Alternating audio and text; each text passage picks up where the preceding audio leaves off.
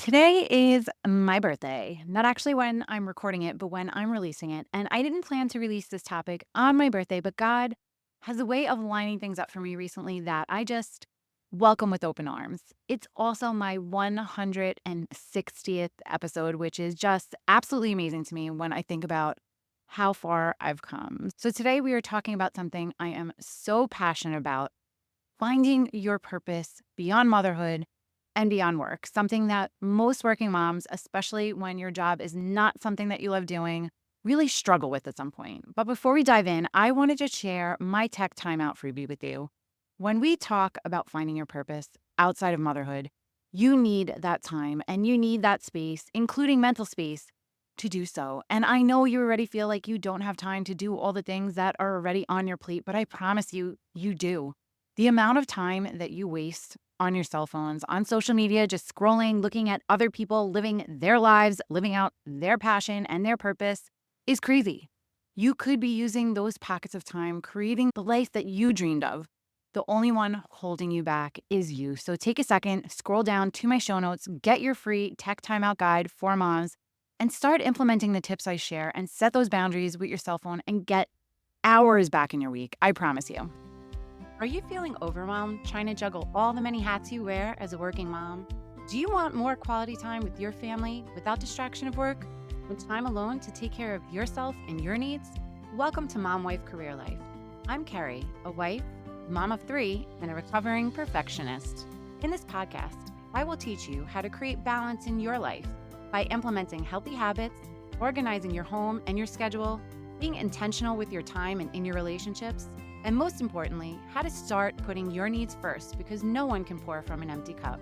Grab that second cup of coffee, or if you're anything like me, your third.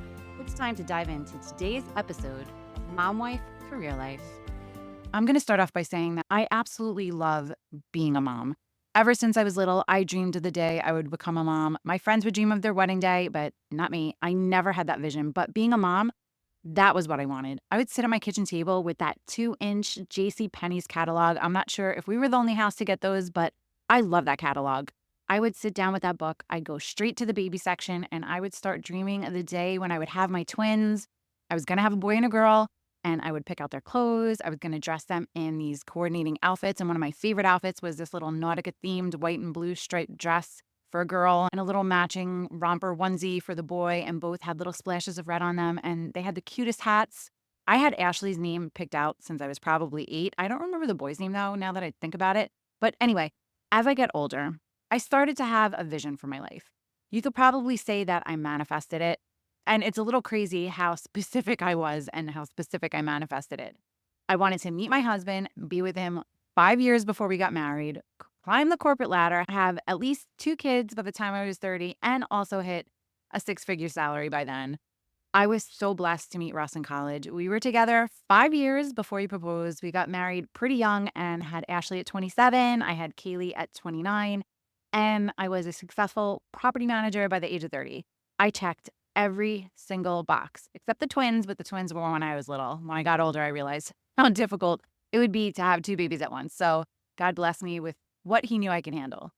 But as I got further into my parenting journey, I started to realize that I wanted to be home more. I was spending way too many hours at work, way too many hours commuting, and I was missing so much. I would get home after the kids ate with enough time to maybe give them a bath and put them to bed.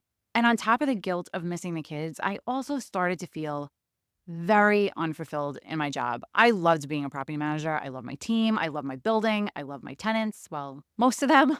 But I didn't feel like I was really making a difference in the world. I don't know how else to explain it, but the idea of Mom Wife Career Life came into my heart around that time.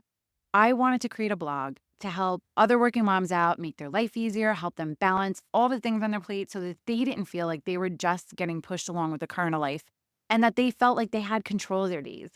But then I got the opportunity to switch roles at work that would allow me to work from home. And then I thought that being home would allow me to feel more fulfilled. And it did for a bit. It allowed me to be the mom I wanted to be, to spend more time with my kids, be more present, show up for things at school, be able to drop them off and pick them up, no daycare needed. But that happiness really only lasted so long. It hit me one day that I felt like I almost lost myself somewhere over the years. I really didn't know who I was anymore outside of motherhood. And again, don't get me wrong, I love being a mom. But that is only part of who I am, and that is only part of who you are. And yes, when your kid's a baby, motherhood consumes you. Well, that's a little bit harsh of a word, but you're in the thick of it. Your kids rely on you for everything. You need to be on all the time to make sure that they're cared for and that they don't hurt themselves.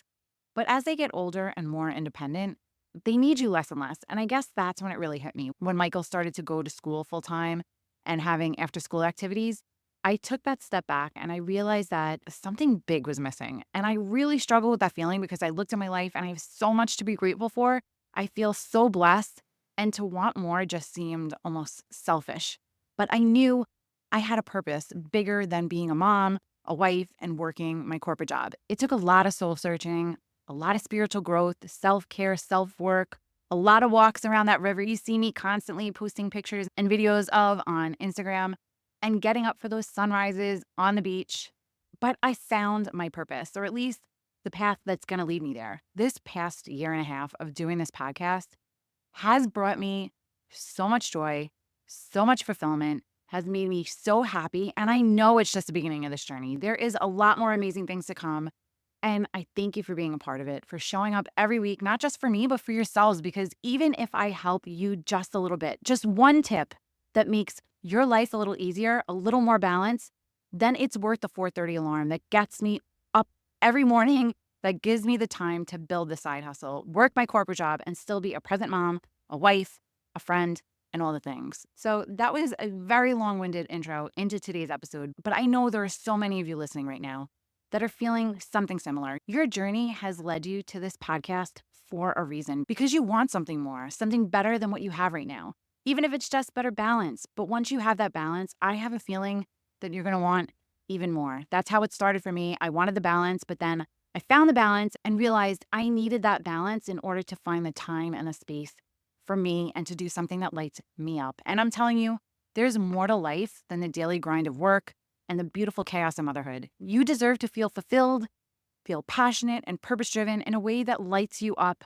from the inside out, just like this podcast does for me. So, without further ado and rambling by me, we're diving into 10 ways you mamas can find purpose beyond motherhood and work, whether you're looking to start something new, rekindle an old passion, or simply just explore what's possible. This episode is a little different because it involves doing some work. So I'm going to give you tips like I normally do, and then I'm going to give you an action step to take for each tip. So if you're listening in the car, on the treadmill, while you're walking the dog, doing laundry, I want you to re-listen when you have a good 10 minutes with a pen and paper and get to writing. And pro tip, listen to podcasts on a faster speed. I cannot listen to anything anymore on a normal speed. The lowest I can listen to anything right now is 1.25. And if it's a really slow talker, sometimes they get bumped up to 1.5. Maybe it's the New Yorker in me, but it also allows me to consume a lot more in a lot less time. Anyway, you're probably like, Kerri, stop rambling and get to the tips already. So let's jump in. Number 1, explore your passions. Think back to your pre-mom self. I know it's hard to think about life before kids, but what did you love doing? Was it writing, painting, dancing, or maybe traveling? Those things didn't disappear. They're just waiting for you to revisit them. When are you most happy? What are you doing? Besides when you're with your kids, we're focusing on things all of the outside of your family right now. So put the kids aside, the hubby aside, think about life outside of your family. So the action step for this one, I want you to block off 15 to 30 minutes this week to just write. Grab a pen and a notebook and just write down all the things that come to mind. It's the best way to start. Number 2, set personal goals. Sometimes purpose comes from working towards something meaningful that's just for you. It could be running a 5K, learning a new language, or even reading a certain amount of books in a year. Goals give your days directions, and it gives you a sense of achievement when you actually meet those goals. If you can tie a goal to one of the things you're passionate about, that's even better. If it's dancing, maybe your goal is to join a dance class. And side note, one of my besties just joined a hip hop dance class and showed me some videos and invited me to come along. And I'm totally doing it. I will probably look like a fool, but I don't care. I love to dance. I love hip hop. My body is not as limber as it used to be, but I know I will love it. And I'm confident enough to be able to laugh at myself and not be embarrassed. So I encourage you to do the same. Maybe hip hop isn't for you, but get out of your comfort zone and go do what you love. So my action step for this one is to write down one goal you'd love to accomplish in the next 6 months and start mapping out the steps to get there. And spoiler alert, we're going to be talking a lot about goal planning in the next few weeks. So You could start now with just writing a few things down, and I'll be walking you through how to go deeper and set yourself up for real success next year. Number 3, volunteer your time. Giving back to others is such a way to find meaning, whether it's volunteering at a local shelter, mentoring someone in your field, or maybe participating in community projects. Helping others really helps connect you to something bigger than yourself. And my action step for this one is to research local volunteer opportunities or causes that you're really passionate about. If you have nursing homes or senior living facilities near you, that's a really great place to start. A lot of seniors in those facilities don't have family that visits, so having that interaction with people in the community makes such a difference. I've done a lot of work in the senior community with my Girl Scouts over the years, and the stories that the residents tell us and the history they have, it's just amazing to sit down and have conversations with them. So, highly recommend it. Or if you love animals, local animal shelters are always looking for help. Whatever your passion or hobby is, I'm sure you can find a way to volunteer your time that aligns with your passion. And once you find a place, set up time to volunteer. And if you like it, make it a reoccurring thing. You never know what'll come out of it. Number 4, pursue lifelong learning. If there's a subject or a skill that you've been curious about, or a side hustle you want to get into, maybe it's photography, interior design, baking, there are online courses for just about anything you could think of. And if you don't have time to take a course, then I'm here to tell you to stop with the excuses and stop lying to yourself. You have the time. You just need to be better with your time management. And if you need help with that, I am just a phone call away. I still offer one-to-one time management coaching. Spots are limited, but even if you want to just book a discovery call, we can chat about whatever is holding you back, and I can help you map out your next steps. There's a link to book in the show notes, so check it out. My action step for this one is to get on Mr. Google and start searching up courses for whatever you're passionate about. Check out YouTube to see what free options there are. And if you struggle with finding time, then make sure you book that call with me. And if I didn't already mention, they are free, so stop your excuses. Number 5, build meaningful connections. Sometimes purpose is found in the relationships that you build. So try joining a mom's group, maybe a book club, or something within your community that really interests you. Surrounding yourself with like minded individuals can really help inspire and really help motivate you. And sometimes that means getting out of your comfort zone, which is tough. When I tell people that I used to be an introvert with social anxiety, they don't believe me, but I swear I did, big time. I wouldn't go anywhere without a wingman, someone I could work the crowd with and not get stuck by myself, not knowing what to do or what to say. But not anymore. I'm happy to say I am so much better now. I actually joined a local women's entrepreneur group that has a couple of events every year, and I was a panelist at one of their recent events. If you asked anyone in that room if they thought I was an introvert or had social anxiety, I guarantee 100% of them would say, absolutely no way. So don't let your fears hold you back. I let my fears hold me back for way too long, and I'm so over it. And just a side note, a lot of social anxiety is based on your fear of what other people might think of you. I say might think of you because no one's really thinking about you. So if that sounds like you, please check out these 2 episodes.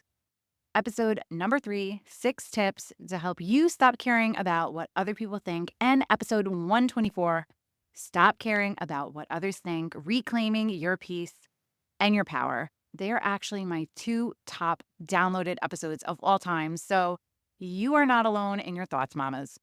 So my action step for you for this one is join a local meetup or an online group that really aligns with your values and your interests. Facebook groups, church groups, there are so many groups out there that you don't even know about. If you have a town Facebook group or a mom's group in your area, you can even ask on their forum what groups there are out there. If you have an interest and a group doesn't exist already, you can create a group and start by making a post in a local group to see if anyone would be interested in joining. People do that on our local moms group all the time. And I say a moms group because we probably have like 20 different groups for our town, but a lot of them are just filled with annoying noise and drama. And sorry, local folks, if you're listening, but you know it's true. Our moms group is so special. The admins of that group, just major shout out if they actually listen to the show. They keep it such a safe, drama-free place, just like my Facebook group, so you can come on and hang out there too. Number 6, start a side hustle or a passion project. I want you to channel your skills into a passion project, whether it's blogging, starting a small business, creating an Etsy shop, or if you like to talk about something for hours, start a podcast. You could reach out to me for that too. I can point you in the right direction. The possibilities are absolutely endless, and it's a really great way to blend creativity with a sense of accomplishment. So, my action step here is to jot down a few things that you're good at or that you enjoy doing and brainstorm ways to monetize them and share them with the world. Every dream has to start somewhere. And if you get stuck, think of what people ask you for help with. What do they come to you for advice for? Or what topic can you talk about for absolutely hours without getting bored? Number 7, document your journey. Journaling is such a great way to do this, to help you reflect, clarify your values, and really discover what you're passionate about.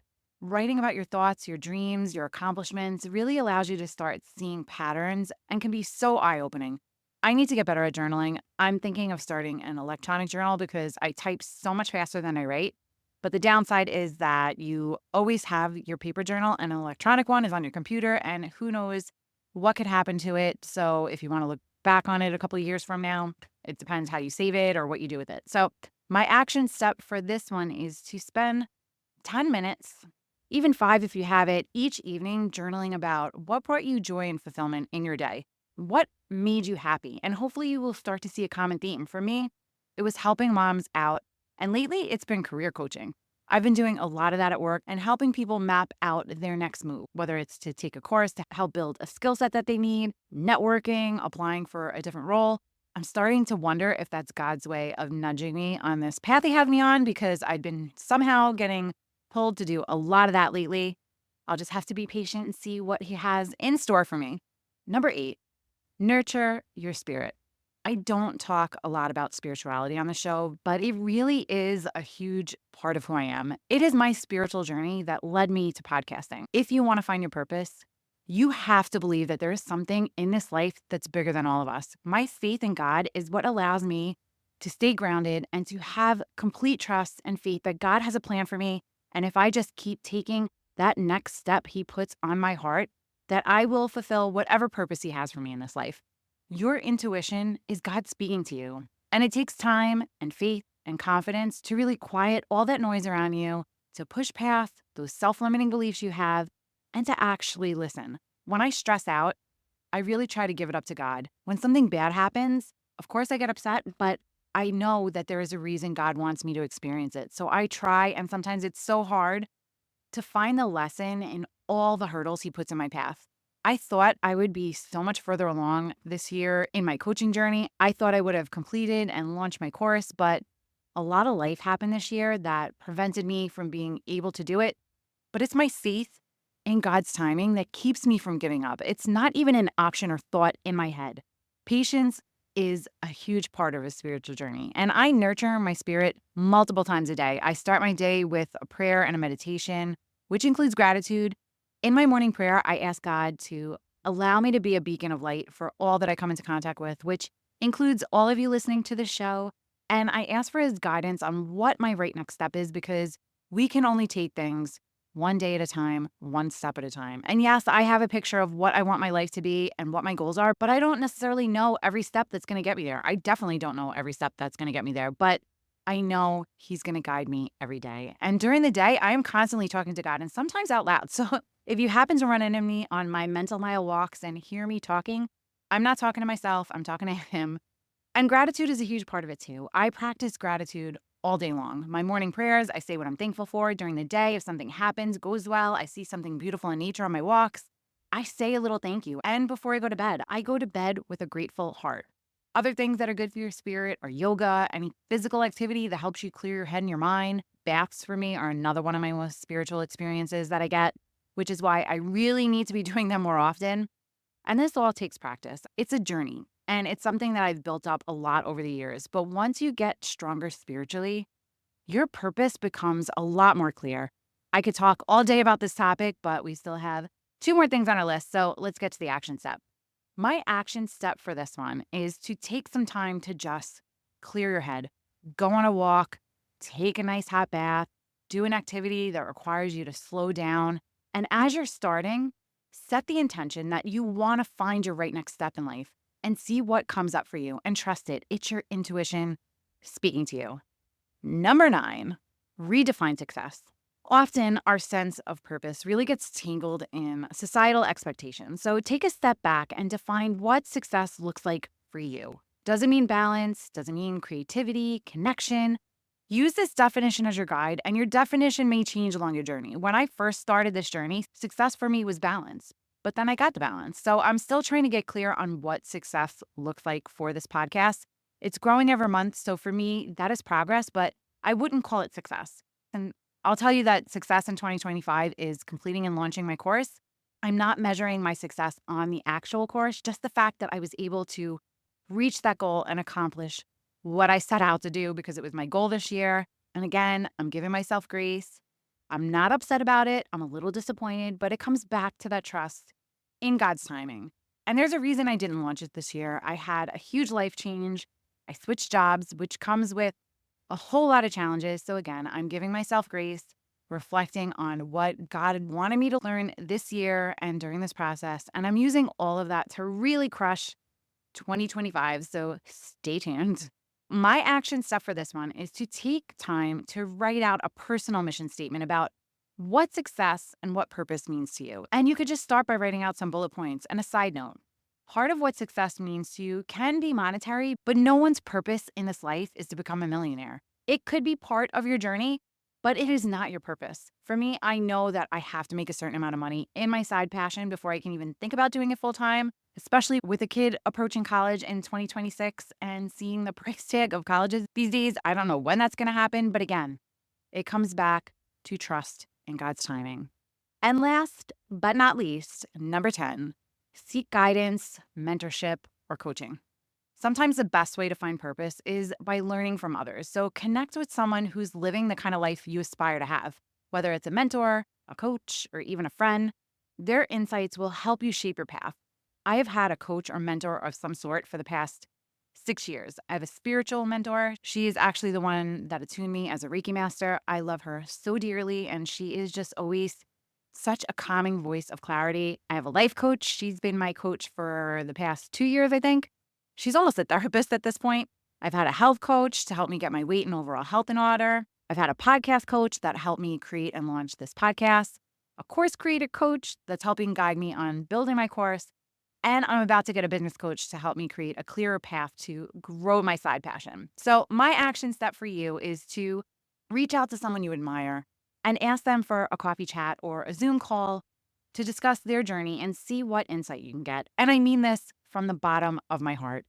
If I am at all that person for you, please book a discovery call with me today and let me help you discover what your purpose is. They're free, they're short, and I know I can help you find what that right next step is. And as we close out this year and start preparing our goals for 2025, I want to see you set up for success. So the link to book the discovery call is in the show notes. All you have to do is scroll down and click. It's that easy.